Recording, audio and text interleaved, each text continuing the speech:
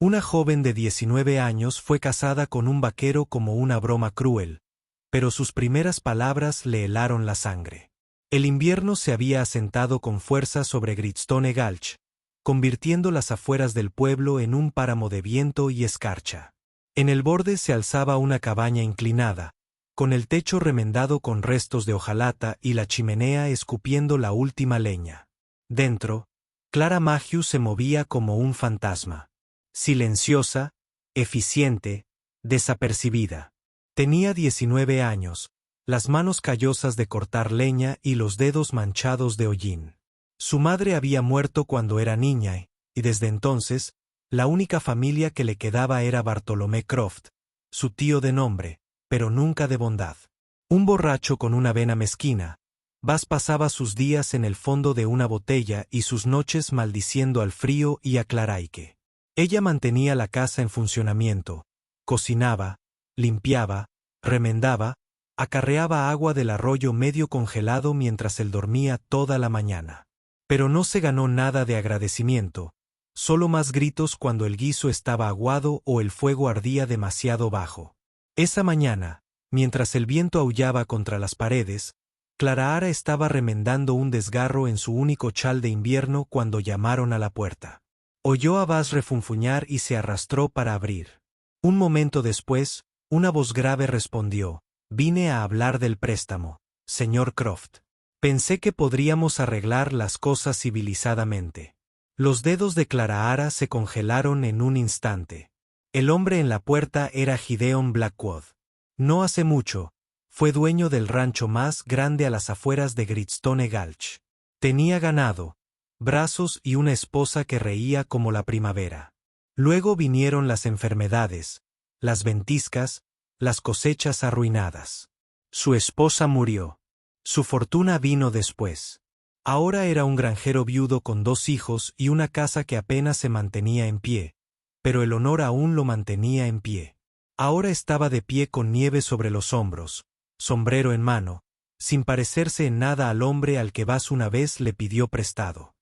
«No estoy aquí para quitarle su casa», dijo Gideon con calma. «Pero le pediré algo justo. Madera, mano de obra o una franja de tierra si eso es todo lo que tiene». Bass se burló. «La botella ya está en la mano. ¿Tierra? No tengo más que problemas y una boca que alimentar que no es mía». Y con una risa cruel, tiró de Clarahara hacia adelante desde la esquina de la habitación donde ella había estado fingiendo no existir. Aquí balbuceó, con un brillo malvado en los ojos: «Llévatela». 19 todavía pura. Nunca besó a un hombre. Hazla tu esposa y lo daremos por hecho. Una buena broma para los dos. Gideon parpadeó, aturdido. ¿Qué demonios estás diciendo? Es mía para dársela. Come mi comida, vive en mi casa. ¿Quieres algo de valor? Llévala. Clara no habló. Su respiración se atascó en su pecho como una trampa que se cierra de golpe. Gideon retrocedió. «No estoy aquí para esto», dijo con firmeza. «No llevo gente. Vine a hablar de hombre a hombre». Pero entonces la miró. Realmente la miró. Tenía las manos en carne viva por la piel fría, agrietada y sangrante. Un moretón amarillento bajo su manga. Sus ojos no reflejaban lucha, solo una quietud vacía, como si los sueños que hubiera tenido estuvieran enterrados hace mucho tiempo bajo la supervivencia. Fue entonces cuando sus primeras palabras lo hicieron. Se le heló la sangre. Ella sostuvo su mirada, y su voz, aunque apenas un susurro, era firme y afilada como el hielo. «Si este es el precio por salir por esa puerta», dijo, «lo pagaré». Un silencio se extendió entre ellos, denso por el peso de su determinación. No era una súplica, era una transacción. La escalofriante profundidad de su desesperación, al pensar que ser vendida como propiedad era preferible a quedarse, golpeó a Gideon como un puñetazo. Entonces asintió una vez. «La tomaré», dijo en voz baja, «pero no la tocaré. No a menos que ella lo pida». Bass rió. «Como quieras, vaquero».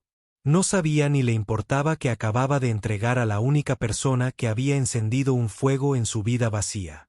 Gideon ayudó a Clara a subir a su caballo. Ella se sentó detrás de él, con las manos temblorosas, no de frío, sino por el peso de algo que se movía. Mientras se alejaban, el viento azotó el valle. Ninguno de los dos habló. Pero por primera vez en años, Clara no sintió que estaba entrando en otra jaula. Cabalgaba hacia algo más. Ella simplemente no sabía qué. No sabía que dolía más, ser intercambiada como una mula o sentirse agradecida con el hombre que la había tomado como si fuera algo que valiera la pena salvar. La granja Blackwood se asentaba al borde del valle, donde los árboles daban paso al viento y al silencio. Era una casa construida por manos que habían conocido la pérdida, pequeña, esbelta, con tejas que vibraban con las ráfagas de viento de las montañas. La nieve se amontonaba en los alféizares como un sueño que nunca se derretía. Clara bajó del carro y entró en su nueva vida con dedos rígidos y pasos silenciosos. Dentro de la casa olía a humo y tierra. Había 3 sillas de madera alrededor de una tosca mesa de madera. Una tetera de hojalata en la estufa silbaba medio llena. El techo goteaba en un cubo de hojalata. La cama de la esquina apenas tenía espacio para una persona, y el fuego en la mitad crepitaba como si se aferrara por lástima. 2 caritas se asomaban detrás de una colcha colgada. «Ese es Owen», dijo Gideon, señalando al niño mayor. «Y Maeve. Ella es para los ojos de Owen». Agudo, desconfiado.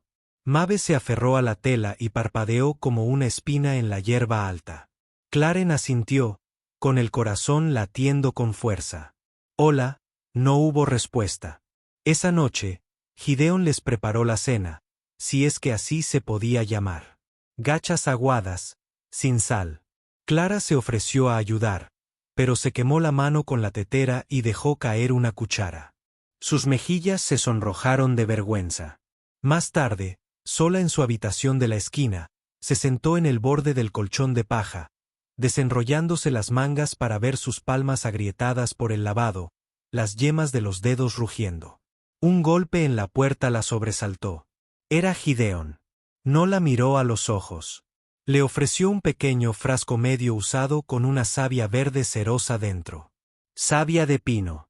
Ayuda». «Gracias», susurró. Él se fue sin decir una palabra más. Por las mañanas, Clara se levantaba antes del amanecer. Intentaba lavar las verduras en el cubo de agua, pero la capa superior estaba congelada.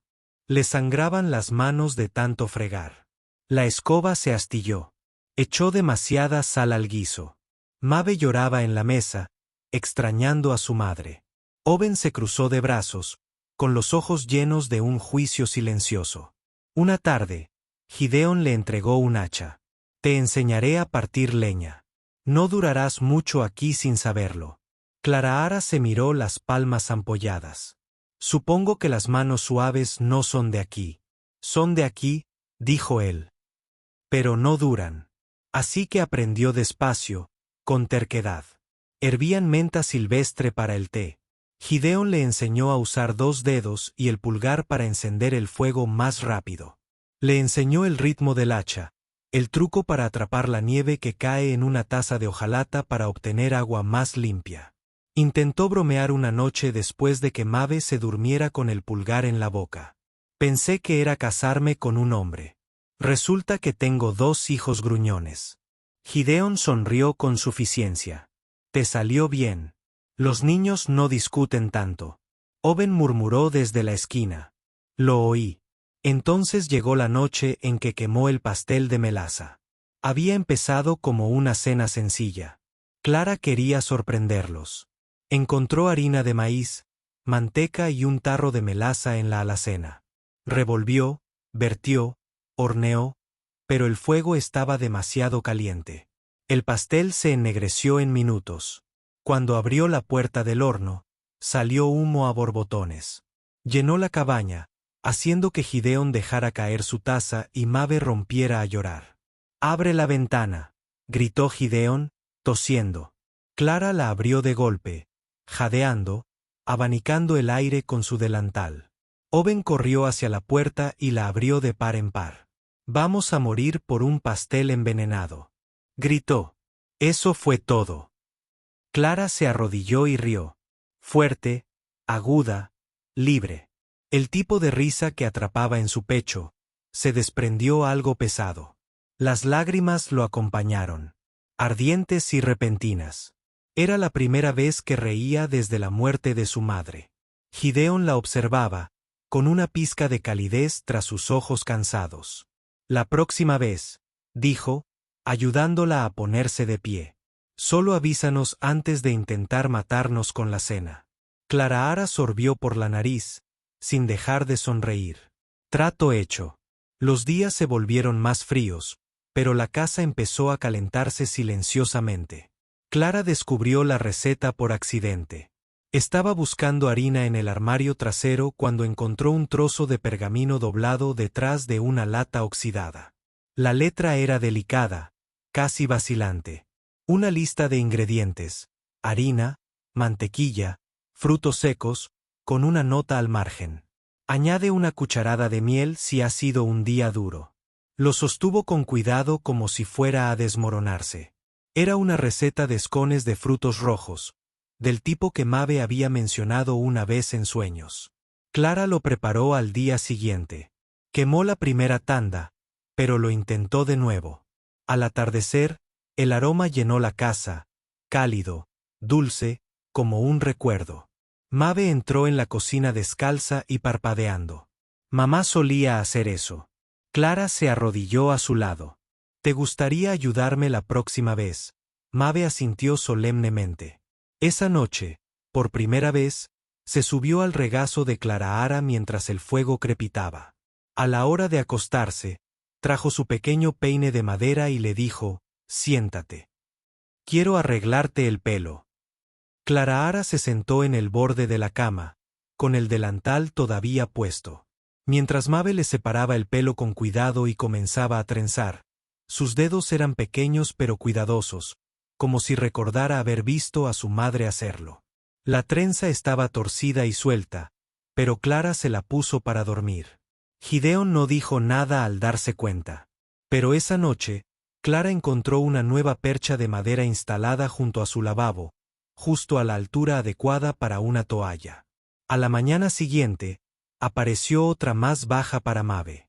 No estaba molida, pero era algo. Más tarde esa semana, Clara salió después de limpiar el tubo de la estufa y vio a Gideon sentado en el escalón de la entrada, con la espalda encorvada, las manos ocupadas con el hilo. Estaba remendando una pequeña pantufla, el botín de lana de Maeve. Sus dedos se movían con cuidado, más lento que antes. Mientras trabajaba, se susurró a sí mismo: «Se ha ido. Se ha ido. Pero los niños todavía necesitan pies calientes. Sigue adelante. Sigue adelante». Clara se quedó paralizada. Lo observó a través de la nieve que caía. Parecía mayor en ese momento, más pequeño de alguna manera. No era el hombre que se había mantenido firme en el bar semanas atrás, sino alguien que intentaba no desmoronarse. Ella no habló, simplemente volvió a entrar. Esa noche, después de que los niños se acostaran, dejó una taza de hojalata con leche caliente en el escalón junto a él. Junto a ella, un trozo de papel roto. A las palabras escritas con letra pulcra e inclinada: «No está solo», él no respondió. Pero cuando despertó a la mañana siguiente, la taza estaba lavada, seca y en su estante. Las pequeñas cosas cambiaban constantemente. Owen empezó a hablarle, frases cortas, sobre todo sobre las tareas domésticas, pero ya no con esa voz de muro. La dejó ayudar a alimentar a las gallinas. Una vez, cuando derramó un balde de agua, él puso los ojos en blanco y le dio un trapo sin decir palabra. Progreso. Entonces, una tarde tranquila, regresó de recoger leña y encontró algo en su almohada, una piedra azul lisa, de esas que solo se encuentran junto al arroyo, donde el sol da justo en el agua. Se giró y vio a Owen fingiendo leer en la mesa. «Gracias», dijo ella. Él no levantó la vista. «Es solo una roca», pero ella la conservó. Todas las noches, Gideón seguía siendo reservado. Dormía en un catre cerca de la chimenea. Su puerta nunca se abría más allá de la rendija necesaria para saludar con la cabeza. Nunca la tocaba, nunca cruzaba la línea que ambos habían trazado, y sin embargo, de alguna manera, cada día los acercaba más. En la forma en que él le servía el té sin preguntar, en la forma en que ella remendaba el cuello deshilachado de su camisa sin decir palabra. Nunca hablaban de afecto, pero estaban construyendo algo no con declaraciones, sino con pequeños actos y silencio. Era el tipo de amor que se colaba por las grietas, como la luz del fuego a través de la pared de una cabaña.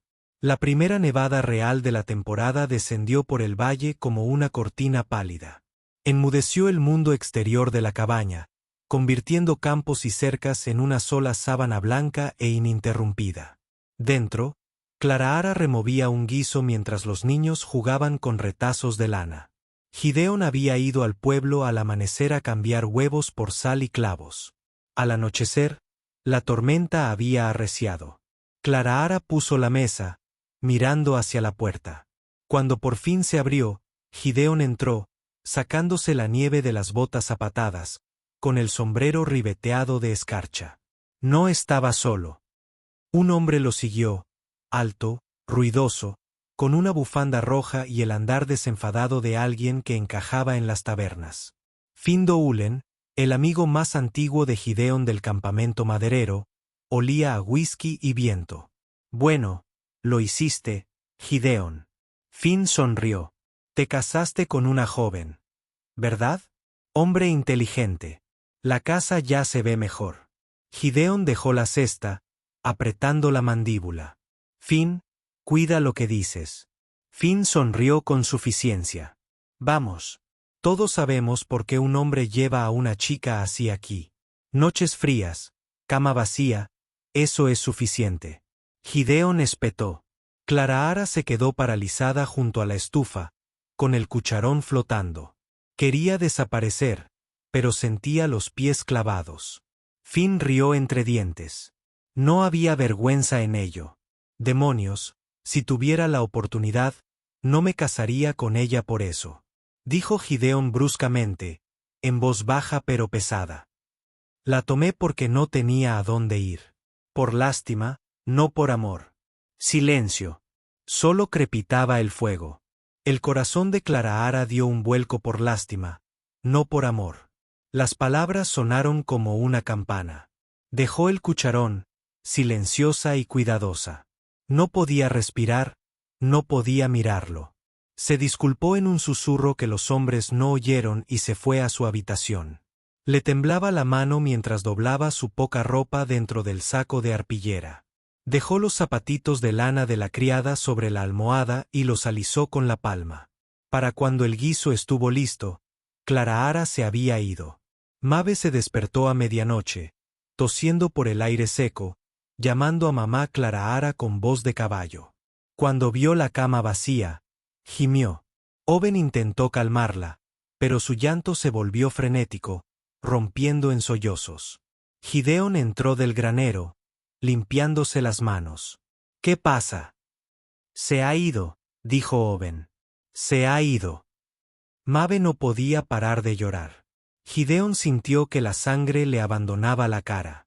Cruzó la habitación en dos zancadas y abrió la puerta. Vacía. El frasco de savia de pino seguía en el estante, la toalla en la percha y, sobre la cama, los zapatos. Los recogió lentamente como si fueran frágiles. Le dolía la garganta. Los sollozos de Mabe se convirtieron en hipo. Extendió la mano hacia él.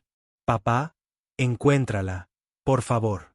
Yo lo haré, dijo con la voz quebrada. La traeré de vuelta. Se arrodilló, se puso las botas, agarró su abrigo y se puso el sombrero. Owen se quedó en la puerta con los ojos muy abiertos. Quédate con tu hermana, dijo Gideón. No dejes que el fuego se apague, pero quédate. Se adentró en la tormenta. La nieve se tragó sus huellas en segundos. El viento atravesó su abrigo. Montó el caballo de oso, demasiado desesperado por una silla de montar. En algún lugar allá afuera, Clara caminaba sola hacia la negrura, cargando su dolor como una herida. Gideon apretó la mandíbula. Apretó los talones contra los flancos del alcalde. La tormenta se levantó a su alrededor. Cielo y tierra se difuminaron en un gris despiadado. La nieve cayó como un castigo del cielo. El caballo de Gideon luchaba contra el viento a cada paso, con las fosas nasales dilatadas, hundiéndose en la negrura. La visibilidad se había desvanecido. El mundo era una confusión arremolinada de gris y silencio. Cabalgaba guiado solo por el instinto y la memoria, escudriñando la arboleda, las colinas, los viejos senderos que ya nadie transitaba. Entonces, justo al doblar la curva cerca del borde del pico de la Viuda, lo vio. Una cabaña destartalada y deteriorada por el clima, medio enterrada en la nieve.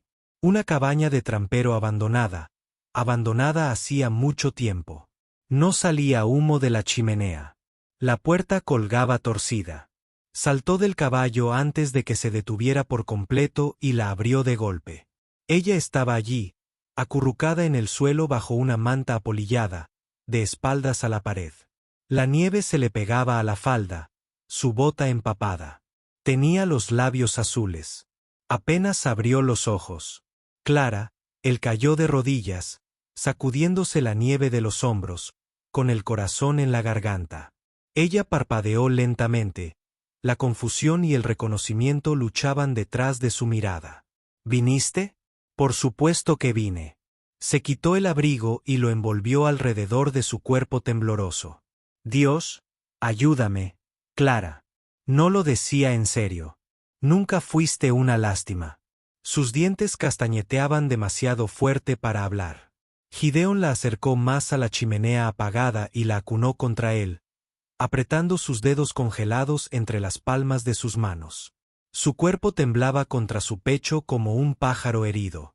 Lo siento, susurró, frente a la de ella. No sé cómo decir las cosas bien. Nunca lo he hecho. Ella no respondió, solo aferró el abrigo con más fuerza. Se aclaró la garganta, con la voz ronca. Me despierto cada mañana y pienso en si has comido. Reviso la tetera para ver si hiciste té.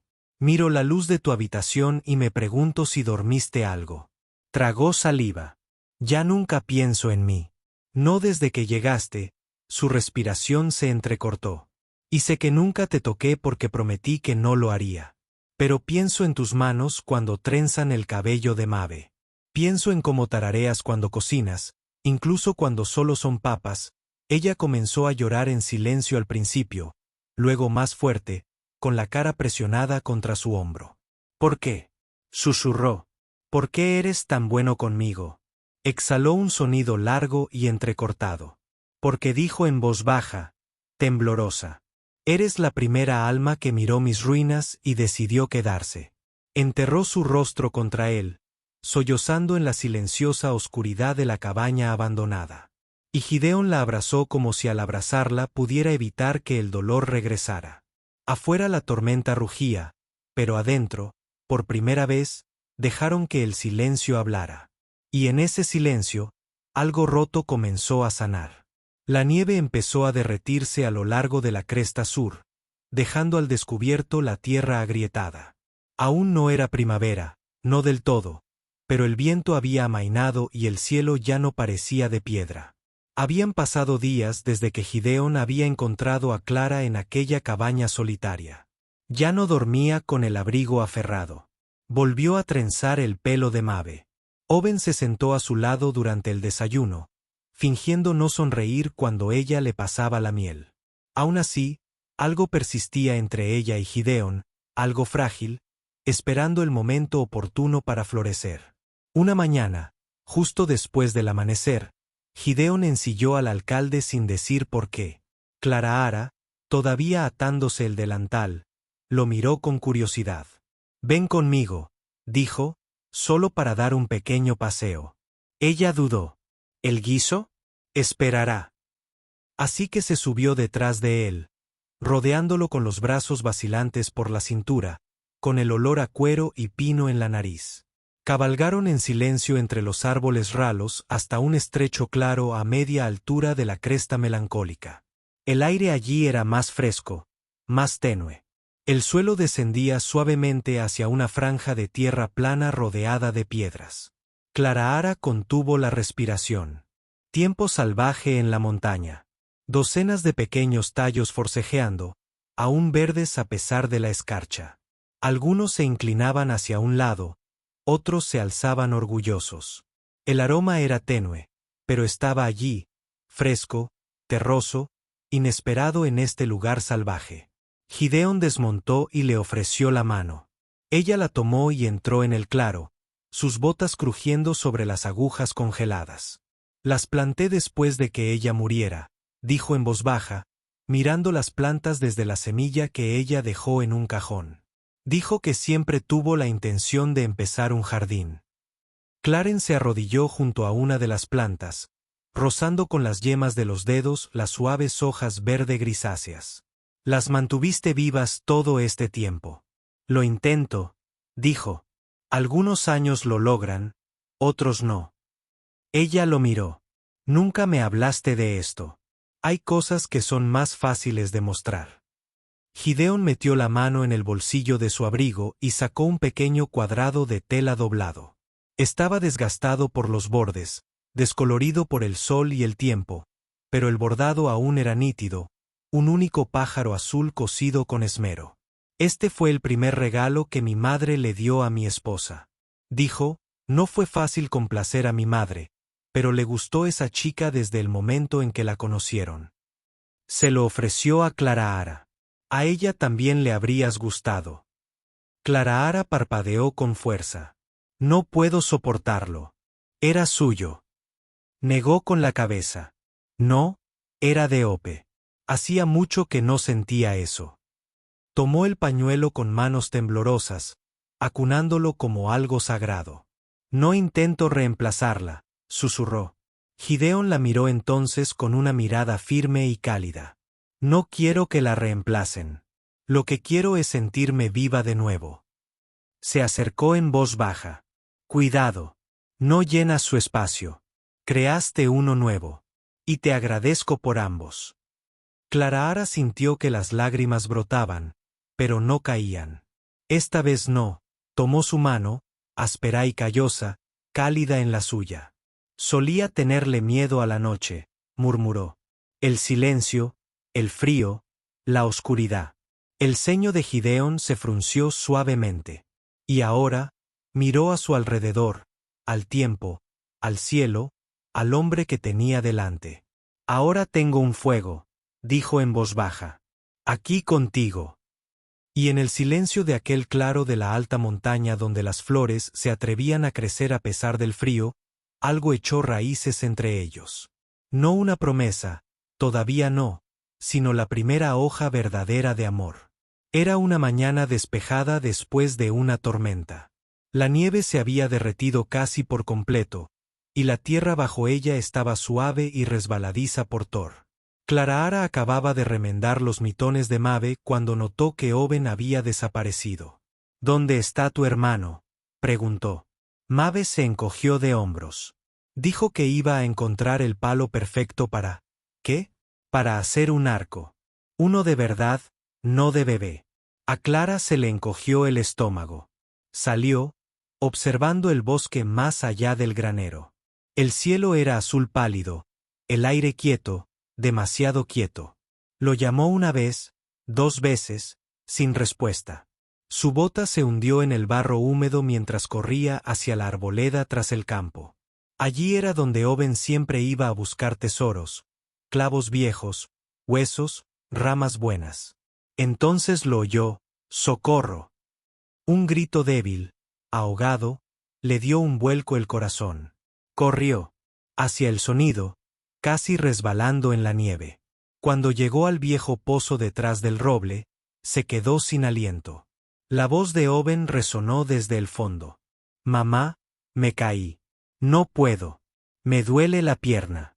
Agárrate. Estoy aquí, gritó con el corazón latiéndole con fuerza. Se arrodilló y miró hacia el pozo. Era poco profundo, quizá unos 4,5 metros, pero las paredes estaban irregulares y húmedas. Owen estaba acurrucado en el fondo, con la cara manchada de tierra y lágrimas, un tobillo torcido en un ángulo extraño. Gideon llegó corriendo un momento después, con los ojos muy abiertos y la respiración agitada. ¿Qué pasó? Está ahí abajo. Estaba buscando madera para un arco. Clara jadeó. Necesitamos una cuerda. Gideon ya se movía, agarrando un rollo del lateral del granero. Lo ató al árbol más cercano, comprobó la resistencia, y sin decir nada más, se deslizó dentro del pozo. El descenso fue brusco, raspándose las palmas de las manos y las botas contra la piedra. Clara se inclinó sobre el borde, con la voz temblorosa. ¿Estás abajo? Estoy aquí, gritó Gideon desde abajo. Está herido, pero vivo. Ya subimos. Prepárate, se preparó, enrollando la cuerda alrededor de sus brazos. Cuando Gideon empezó a atarla bajo los brazos de Owen, el chico gimió, castañeteando los dientes. «Listo», gritó Gideon. Clara tiró. La cuerda le quemó las palmas con un rugido, la tensión le subió por los hombros. Centímetro a centímetro, Owen apareció a la vista.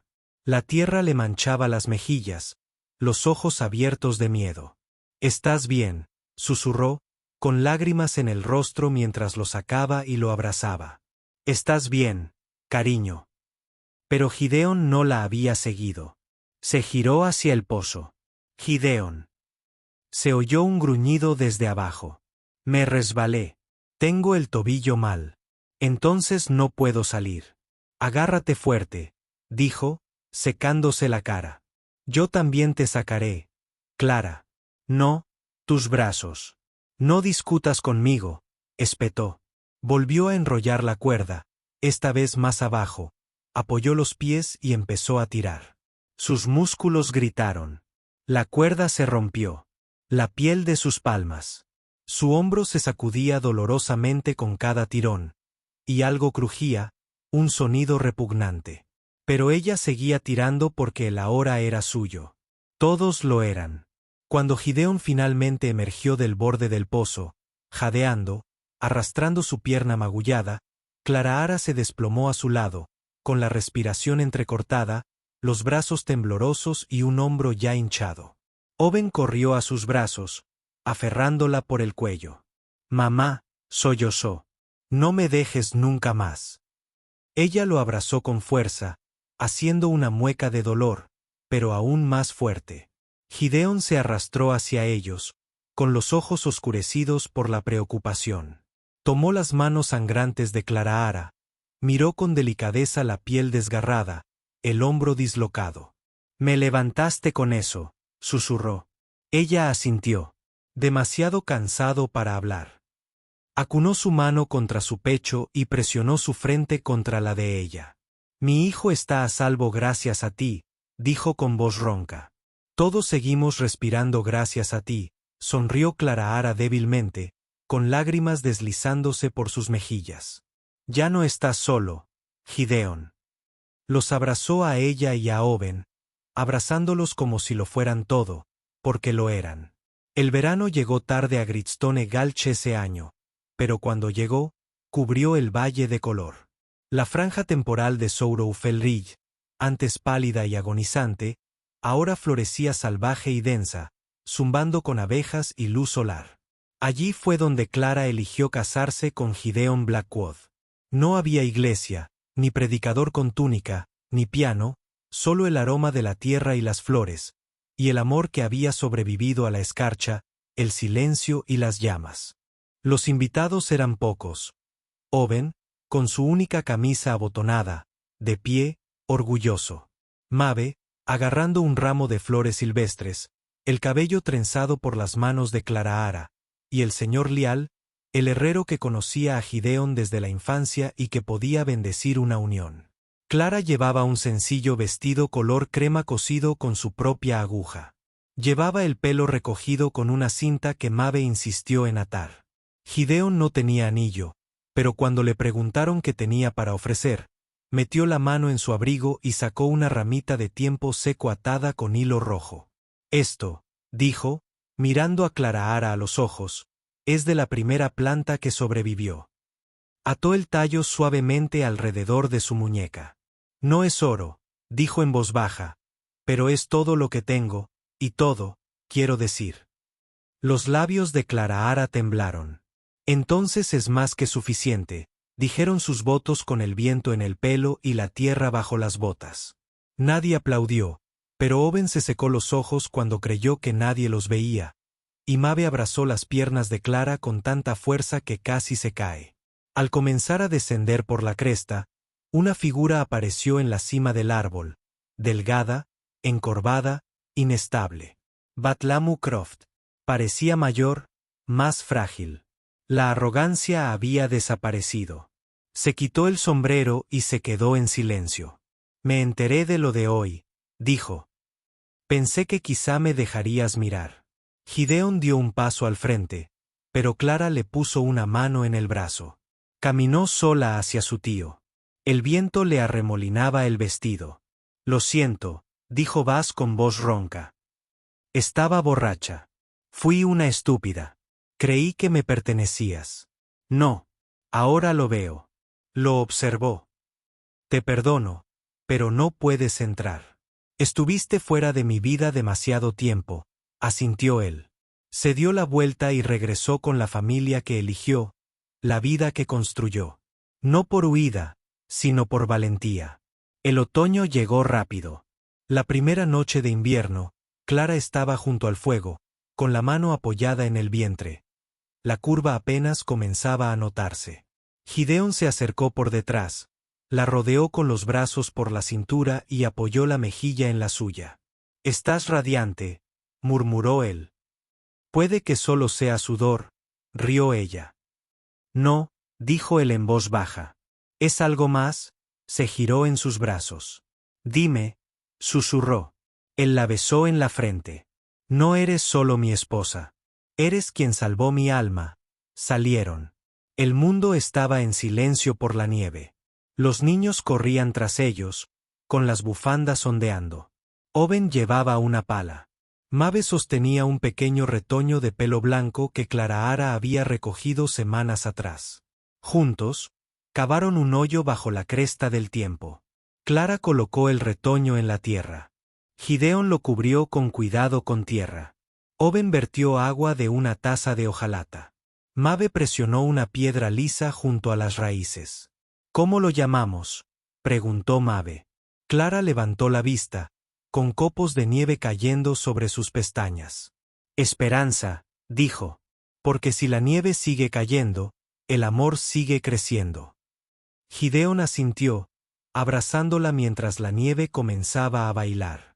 Y bajo ese amplio cielo blanco, su amor se mantuvo arraigado, silencioso, tenaz y vivo. Y así, bajo el peso de la nieve y el silencio, algo floreció que ni siquiera el tiempo pudo enterrar. No fue compasión, ni conveniencia, sino un amor forjado en la adversidad, sostenido por el tiempo, la risa y las segundas oportunidades. Clarahara nunca estuvo destinada a ser la deuda de nadie. Se convirtió en el amanecer de alguien. Y Gideon, el tranquilo granjero que creía haber enterrado toda esperanza con su primer amor, aprendió que a veces el corazón puede florecer dos veces.